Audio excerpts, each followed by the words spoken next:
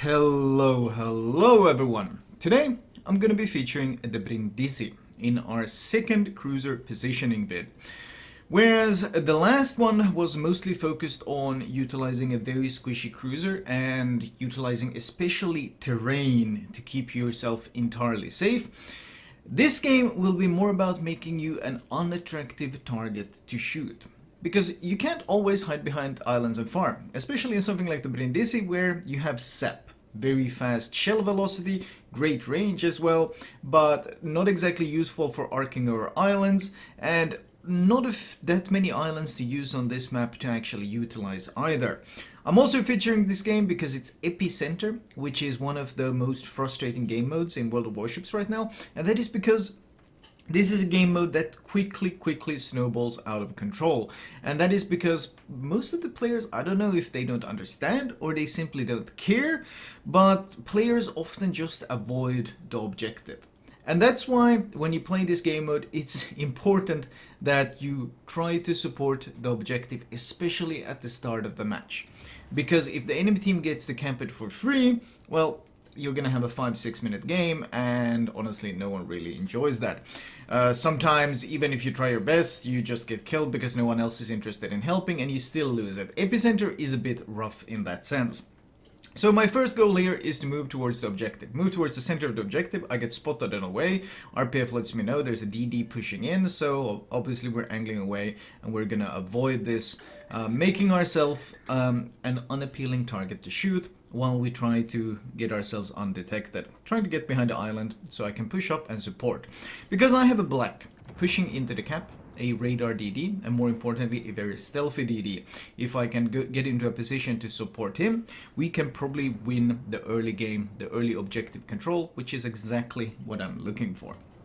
Now, when you play a cruiser, especially one like the Brindisi, which is, honestly, it's a long cruiser, it's a fairly large cruiser, and he's got a huge citadel.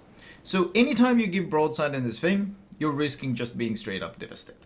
Brindisi is very easy to devastate. 150mm citadel plating is just enough to arm basically every AP shell out there, while not enough to actually shatter any of them at basically any range. So when you pick fights in this thing, especially with that 17.1 km range, you're going to be spotted from the moon. So when you pick fights, you want to pick fights in such situations that you make a very unappealing target, and you want to try to make them as 1 versus 1 as possible.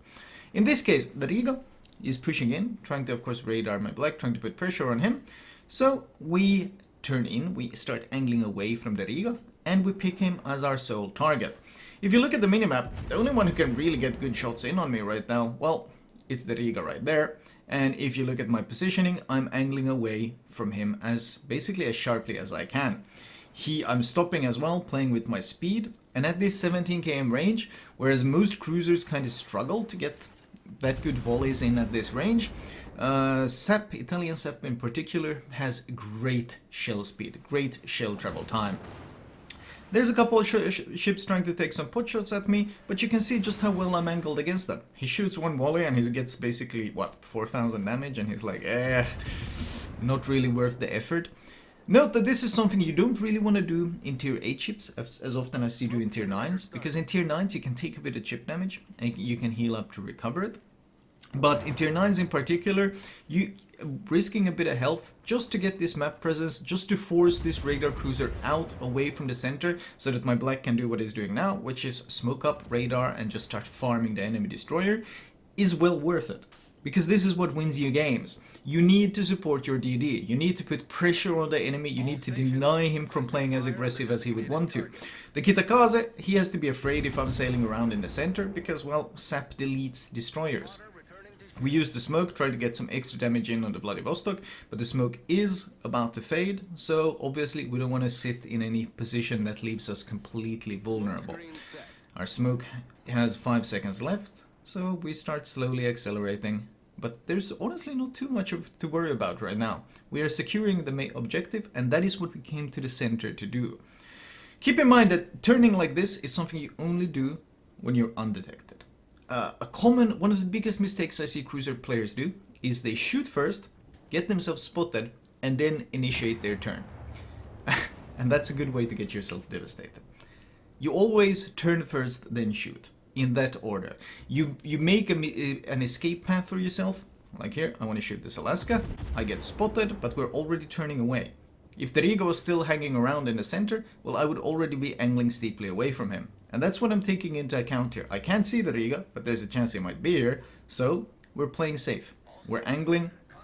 We're putting ourselves into a position where he will not get any good shots in. And he was, in fact, pushing the center.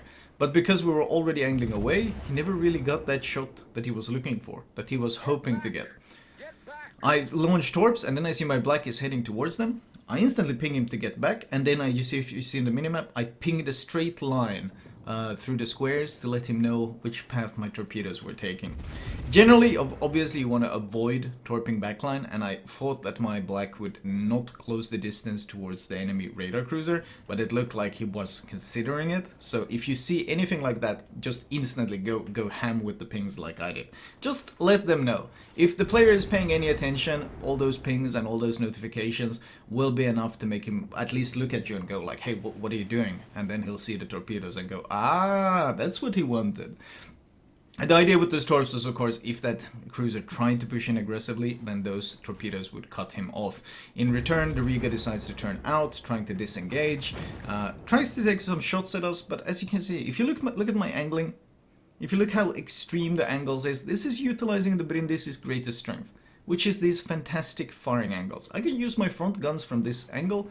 The Riga has no chance of really dealing any damage to me whatsoever, and I'm just in full reverse, chasing him, making sure that he does not get away with his life intact, and we pick up the kill.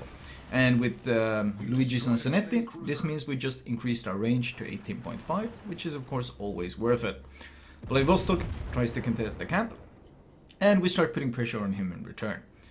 This is what Epicenter really is all about. Now you see on the minimap, you see a lot of our battleships, a lot of their battleships. They're playing the flanks, they're sailing around on 1, 2, 10 lines, whatever. You see this a lot. That has nothing to do with this game mode. That's just poor positioning. There is nothing of value on these flanks. There's nothing important on these flanks. You see a lot of people play here. You shouldn't be playing there. What the enemy team needs now is some battleship firepower to push into the center and delay the game, and they don't really have it.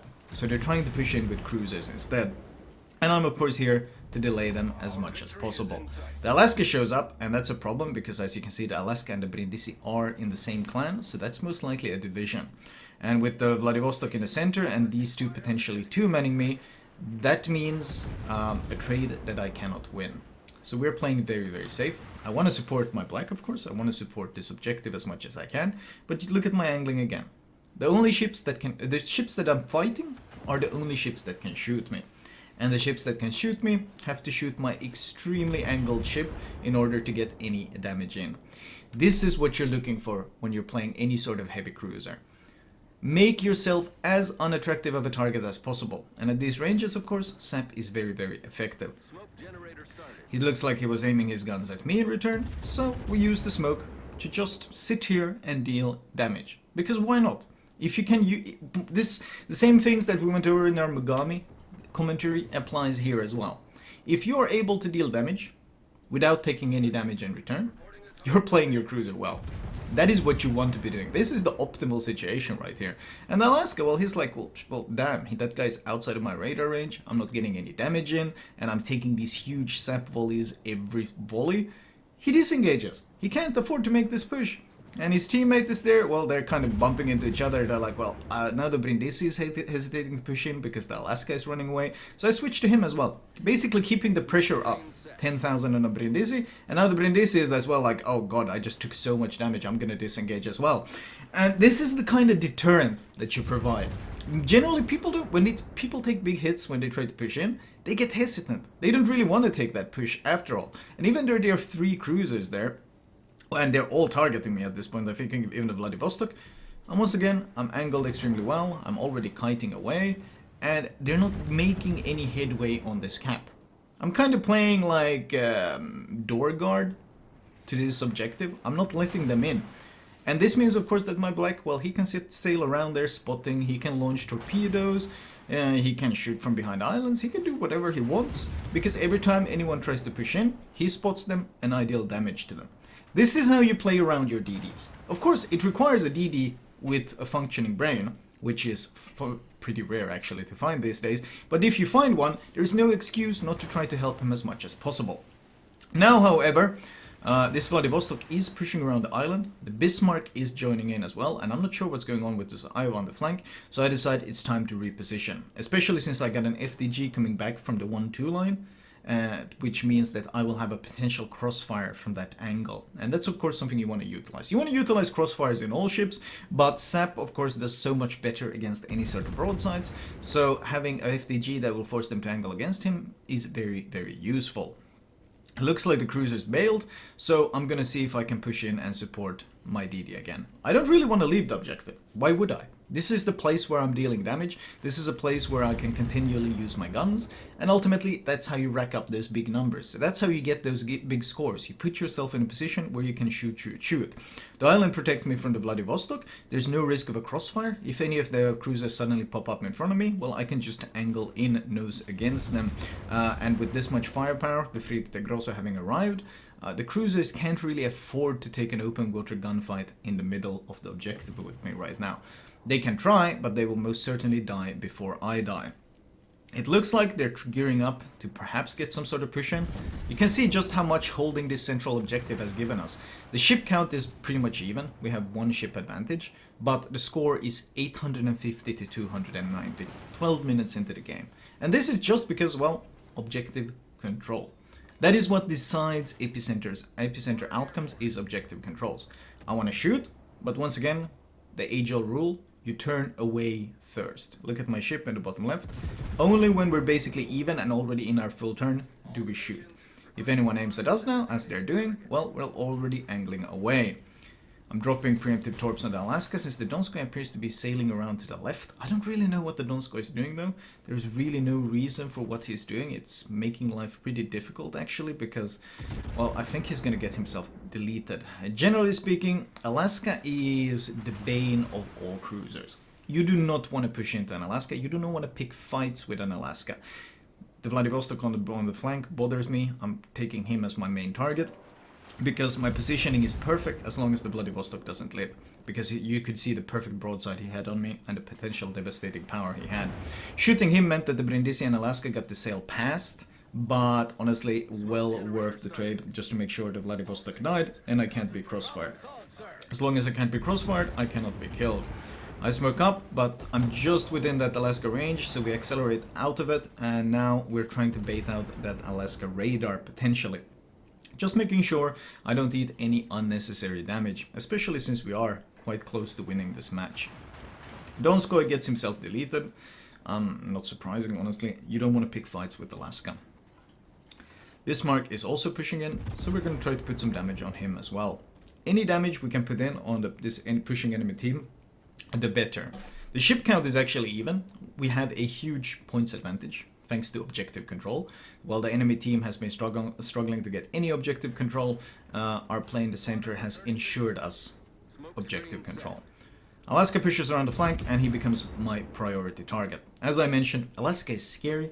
Alaska eats enemy cruisers alive, so we give him a lot of respect, we angle very, very steeply, and we take him as our focus target.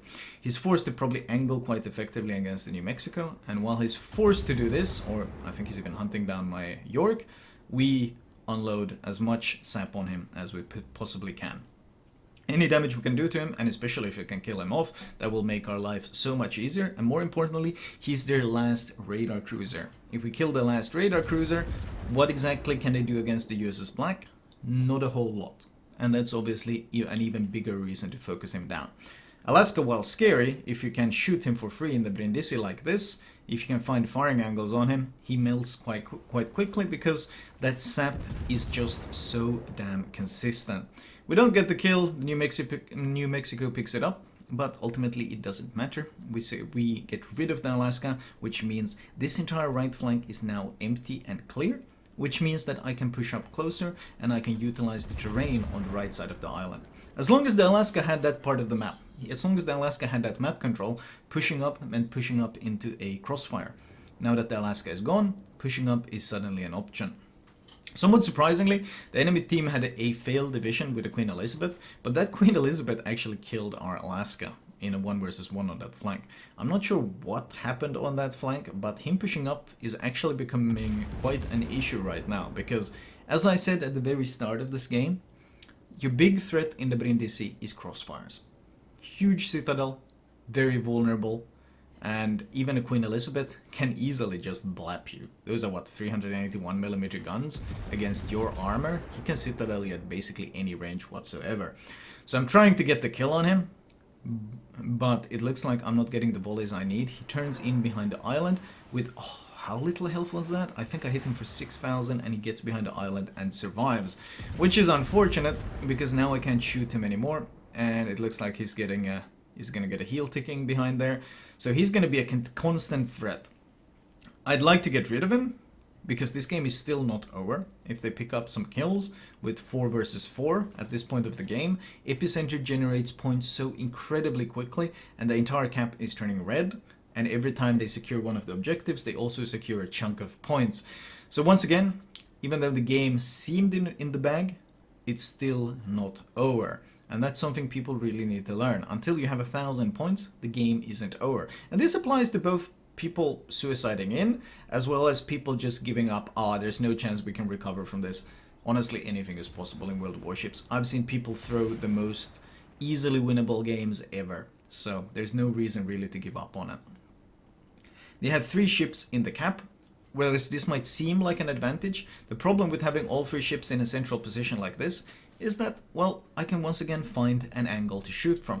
You note what's special about this angle? Not just am I using our Mogami lesson here, using terrain as cover, but I'm also angled against both the battleships. If the Queen Elizabeth pops up, I'm angled against him. If the Bismarck shoots us, we're angled against him and we're already ready to kite away. And both the cruisers, we're keeping them behind the island where they can't shoot us. The plane spotting from the Queen Elizabeth spots us, but we accelerate, and because our citadel is, well, kind of behind the island, he can only really shoot at our stern. And his next volley, well, we're just kiting away from it. So just really safe way of trading, really safe way of dealing chip damage. And that's the downside of putting yourself in a position where you have no crossfires. Ruin looks like he's going to push up, so we're obviously going to sail out to meet him. AP would probably be quite good against this Ruin, but I'm so used to Ruin trolling me with Overpens and that weird turtleback just trolling me, so I'm just going to stick to Sap here, because it's generally I find it to be more consistent against the likes of Ruin and Hipper because of that weird citadel. Sometimes you get it fine, sometimes it trolls you, and right now I don't feel like throwing this game by stubbornly insisting on AP, so we're just gonna chip him down steadily with some sap. I have plenty of health, I'm really well angled. Once again, you can look at my positioning, the only ship that can really shoot me is the Ruin, and with this kind of angle, I can just easily chip him to death with the sap and pick up a free kill. We get the kill, so we start reversing back towards the objective, back towards the center, maintaining our angling at all times. Because why wouldn't we? The Brindisi is pushing around the corner by the looks of it, and so is the Bismarck, so we want to drop preemptive torpedoes on them. And if the Brindisi comes around too eagerly, you've noted that I'm actually switched from SAP to AP. Sometimes you do want to switch to AP. I popped the spotter plane, because the spotter plane might give me vision of what's going on behind the island, and that's obviously what I'm looking for. The Queen Elizabeth spots me, so we start accelerating a bit, making sure we're not becoming an easy target, and Brindisi comes around the corner, giving too much broadside. I mentioned this ship is very easy to citadel, and there's a pretty good example of what happens to a Brindisi that provides any sort of broadside. This is why we play so safe, this is why we angle. Battleships do that even easier to you, so there's no reason to give too much broadside. I'm tempted to use the torps on my right side, but the Queen Elizabeth has such a juicy broadside on me that I decide it's not worth risking my ship just to get some potential extra damage in, and we respectively angle. Once again, maintaining our basically perfect angling for this game and making sure that no one gets to shoot our broadside for free. At this point the score is ticking out, so it doesn't matter what this Bismarck does as long as it doesn't kill us all, and kiting away means that we win this game on points. A full 20-minute game, the reason I show this is because how often do you see full 20-minute games on Epicenter? It really doesn't happen often because people don't understand the value of that objective. 1.3 million, this is of course with a fair bit of flags, only really high caliber as our reward, but 231,000 damage with only one torpedo hit, which means a whole lot of sap being used this game. 255 hits, 3 kills, 3 citadels, 5 cap defenses, 1 full cap and 2 assisted captures. Objective play, boys. That's what wins you matches. That is what wins you games. How do I increase my win rate? You play around the objective. Team score wise, almost 3,000. If you could have picked up perhaps a few of the kills that just barely slipped by, quite easily a 3,000 base XP game. Still a good game overall, and I'm glad to see that the black came in second. His play in the center is what allowed us to execute our play in return. That is one of the main downsides of the Italian cruisers, which is something I've said in the past, is that you are a very selfish ship. You don't have a lot of team utility. You don't have hydro, you don't have radars. So if you don't have the utility to support your DD, you have to support him with your playstyle instead. And this is what this game was very much about. Supporting the black just with our positioning, with our firepower, because we don't have any consumables to do it. In a radar cruiser, it's much easier. You park behind an island and you radar the objective. Tada! You're a huge help to your team. When you don't have those consumables, it becomes significantly more difficult to be as useful. Detailed report wise, mostly stamp, of course, 208,000 damage with that. A bit of AP, that one devastating volley on the Brindisi. I'm not sure what else we really fired. 1 torpedo, 1.1 million potential, and actually 30,000 spotting as well. Well, we were playing quite central, so it kind of racks up in random places. Overall though, damage received, you can see that we didn't take any huge hits. All the damage received was chip damage. At no point during this game were we even remotely close to dying. I don't think we even dropped below half HP. We played center of the map, we played close to the objective the entire game, and yet because of our angling, because of our positioning, at no point were we even remotely close to going low HP, remotely close to actually getting ourselves killed. And that is the power of positioning. The single most important lesson you can learn, and the single hardest thing to consistently execute, because it always changes. It changes depending on enemy lineups. Do they have a carrier? Do they not? How's our DDs doing? Are they losing? Are they winning? What kind of battleships do they have? How is the enemy team playing? Everything always affects it, and being able to switch it around on the fly based on what you're facing, that takes a lot of experience. And honestly, the best way to get that experience is just to play the game. You can't just learn positioning. Like, people have asked for these vids for a while, and the problem with these vids is that I could make 20 of these. I could make 50 of these. And even if you watched all of them, that would still only be scratching the surface. I can only give you examples and point you towards what I consider good play, but the best way to learn it is still by playing the game yourself. And sometimes you learn by, whoops, I just got crossfired, I got deleted. Now the first reaction might be, oh man, my team are idiots. But then you might want to go back and look at, well, hold on. Why exactly did I end up in a crossfire? Was it perhaps my own positioning? And when you have that revelation, that you start actually critically looking at your own gameplay and recognizing the mistakes, that's when you kind of break through and you start becoming a significantly better player. Because I do say, don't rely too much on your team. Honestly, I kind of say don't rely on your team at all. Try to become self-sufficient. Not that easy in World of Warships, but the more self-sufficient you are, the more your deaths depend on your own mistakes and not your team mistakes, which helps you improve quite significantly. Anyway, I'm rambling now, so let me show you guys my recommended build for this ship. Alright, as always, let me start with the equipment. And now, the range versus hull upgrade. The problem with the hull upgrade is that it gives you one of the most important things, which is a rudder shift. Generally speaking, you need to get them both. In which order you take them is entirely up to you. Personally, I would probably take the heel and the rudder shift first, because you can play around poor range, but playing around a really poor rudder shift in a ship like Brindisi is very difficult indeed. So hull and range would be my order. Obviously, you want to get them both though. Turret and torpedo survival. Engine survival. You don't have hydro, so no reason to run anything else. Better dispersion. You end up shooting quite a lot of long-range volleys with that sap, so improving that dispersion does help you a fair bit. Faster rudder shift. You can run acceleration, but even with this mod, the rudder shift is only 8.6.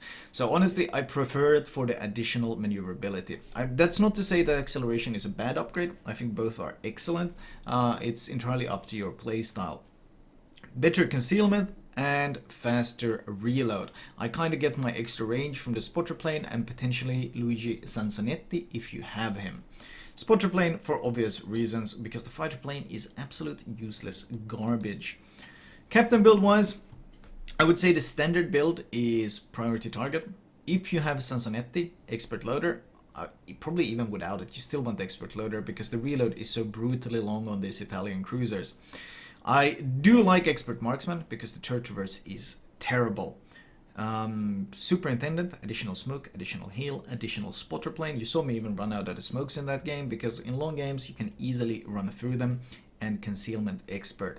After that, you absolutely do want to mix adrenaline rush in. And the thing with the Italian cruisers is you got a fair bit of choices here. You got a fair bit of options. IFHE, of course, you don't need because of SAP, and fire prevention isn't really that necessary. You have smoke to disengage with and you only suffer from normal fires. So personally, I choose RPF for the additional information. I do think it's the best way of spending points on the ship. It gives you so much additional information, and especially since one of your goals is to remain angled and play with your concealment when need be, this gives you all the extra information that you need. Even if your concealment is quite poor, and even if you will struggle to actually use it to ambush too many ships, there is no such thing as having too much information in World of Warships. The more you know, the more you can prepare for the upcoming battle. Flag-wise, well, you don't need to run fire flags on this one, of course, so fire reduction, heal, speed, faster consumables, that's pretty much the basic ones. Anything else you mix in is nice. I run the AA flag and the detonation flag, neither really that necessary. Your AA, of course, is that hilariously poor 4.6 km Italian range. Overall, the ship, if you can maintain angling using the great firing angles, the ship nose and stern are 25, easily overmatchable, but against other cruisers, more than enough to effectively bounce basically all the AP they're throwing your way. If you can bait battleships into shooting your upper belt and citadel when angled, you can bounce. 380 millimeters can be bounced with deck and upper, the really high level plating, but don't try to nose in rush battleships. Even with your icebreaker, the nose is so gigantic that even the biggest of potatoes will be able to hit that thing. And you have a juicy big citadel behind it, with icebreaker doesn't extend far enough. I don't even know if there's any hidden plates here, but regardless, the amount of damage you'll eat just on pens on this nose doesn't make any sort of YOLO rushes really that enjoyable in the ship. Try to utilize the advantages, and the advantages are good speed, fantastic firing angles, great range with really good shell velocity on the SAP, 950 meters per second, and it allows you to outtrade other really strong cruisers. Like you saw me outtrade the likes of Riga, which I consider to be the strongest tier 9 Tech 3 cruiser, and Alaska, which I consider to be basically one of the most busted premiums in the game. And the Brindisi can trade well against them, provided you follow those rules. Angling and range, and not allowing yourself to ever get crossfire. It's not easy, but Brindisi is a ship that I quite enjoy because it is rewarding when you land the volleys, and it can also be extremely punishing. That is a good combination in my opinion. Anyway, that was my cruiser positioning for this one.